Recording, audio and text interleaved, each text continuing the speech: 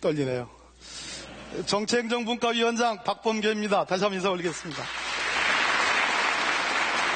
첫 번째 국정목표인 국민이 주인인 정부를 추진하기 위한 국정과제를 말씀드리겠습니다. 국민이 주인인 정부를 달성하기 위해 첫째, 국민주권의 촛불민주주의 실현. 둘째, 소통으로 통합하는 광화문 대통령. 셋째, 투명하고 유능한 정부.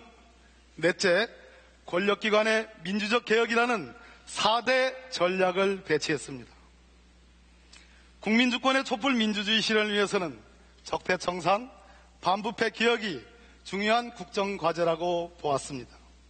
각 부처별 TF가 적폐를 조사하고 적폐청산의 과정과 결과를 점검함으로써 국정농단의 재발 방지책이 만들어질 수 있을 것으로 기대되어집니다. 대통령님 말씀하신 것처럼 금년 내 반부패 관계기관 협의회를 복원 활성화함으로써 반부패 개혁의 가시적 성과가 이루어질 것으로 기대되어집니다.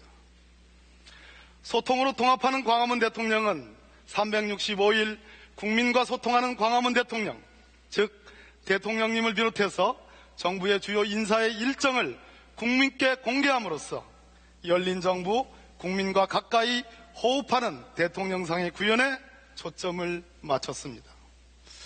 역시 뭐니 해도 문재인 정부의 핵심은 인권입니다. 인권을 최우선시하는 문재인 정부의 국정 철학을 구현하기 위해 국민 인권을 우선하는 민주주의 회복과 강화를 국정과제에 포함시켰습니다.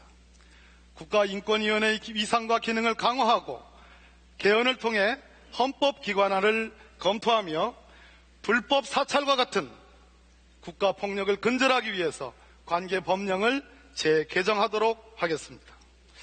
2019년부터 형사 피의자에게까지 확대된 형사 공공변호인 제도를 단계적으로 도입함으로써 우리 형사사법 시스템의 근본적이고도 질적인 변화가 예상됩니다.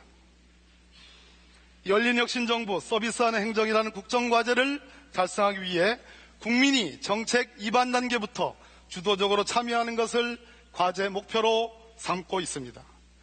2017년 하반기 정부 혁신 플랫폼 광화문 1번가를 오픈하고 온라인 서비스와 정책 정보를 한 곳에서 볼 수 있는 정부 24가 개통됨으로써 그 물적 토대가 완성됩니다.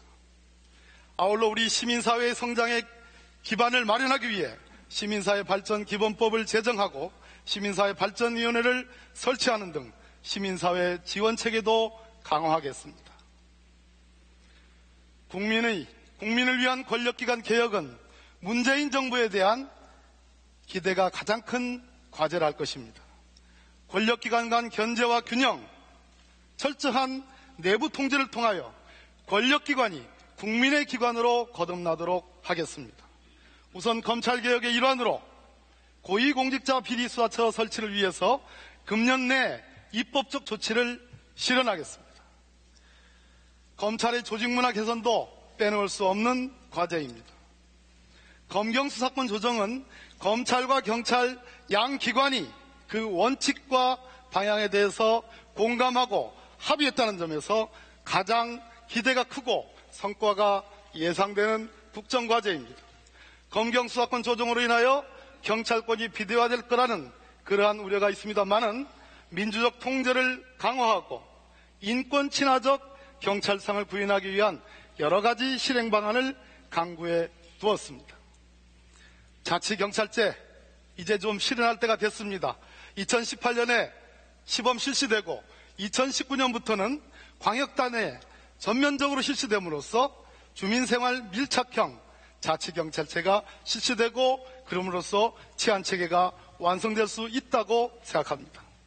자, 이쯤 되면 문재인 정부, 국민을 위한 정부 기대해도 되겠죠?